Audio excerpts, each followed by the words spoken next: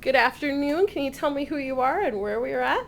Yes, I'm Bob Harvey. I'm with Joe Cavalli. I'm the co-chairman of the US2 Prostate Cancer Support Group at Hackensack Medical Center.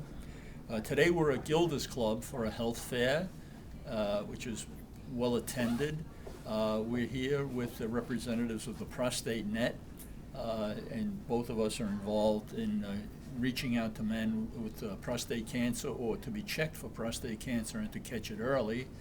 Uh, We try to get out into the community and reach as many men as possible. Our organization is international. We're an arm of an international organization for prostate cancer survivors.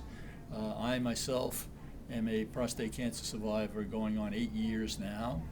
And we just like to let men know that if it's caught early, which is very important, that it's totally treatable and basically curable.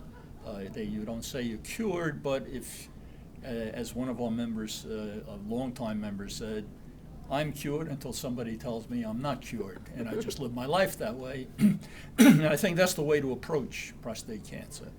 But in any event, we're just one of many organizations trying to reach out, along with Prostate Net and many others.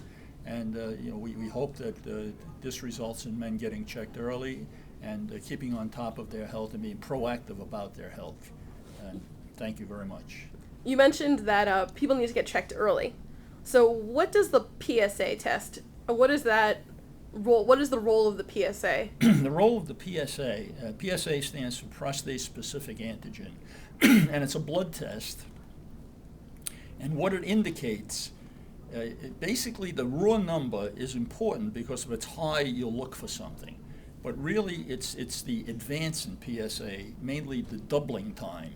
For instance, if your PSA is 0.5, and within a year it goes to 1, even though it's relatively low, the fact that it's advanced from 0.5 to 1 is a reason to be vigilant and to maybe go to your urologist, and he has that as a base point. And if it continues to rise at a relatively rapid rate, he might want you to have a biopsy to see if there are any cancer cells, prostate cancer cells, within the prostate.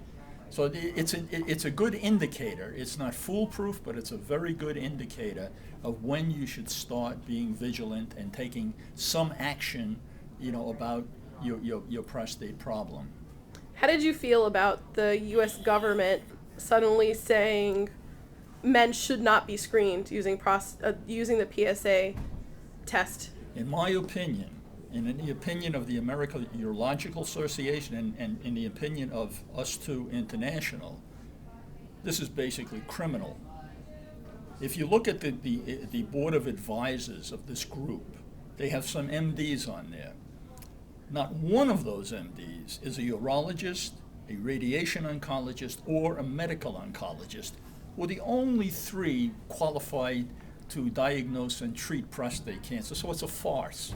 It's probably some sort of a scheme put together by insurance companies to avoid paying for PSA tests, and as a result, they're putting men at risk of dying from prostate cancer. I think it's unconscionable. What should men do if they feel they should be screened? They should definitely be screened. Should they talk to their doctors about this, or should they demand the test anyway? They should demand the test.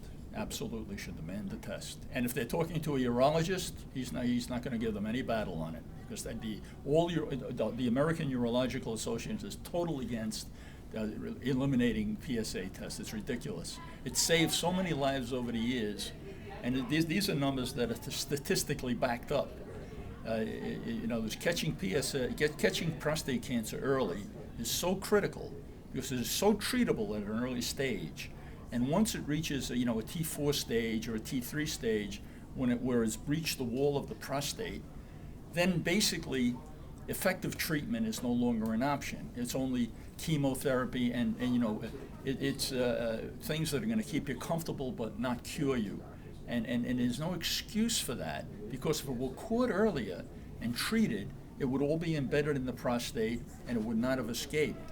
So that's the difference. The PSA test can be the difference between life and death. I mean, and that's not overstating it. Bob, thank you so much for your time. I really appreciate it. My pleasure.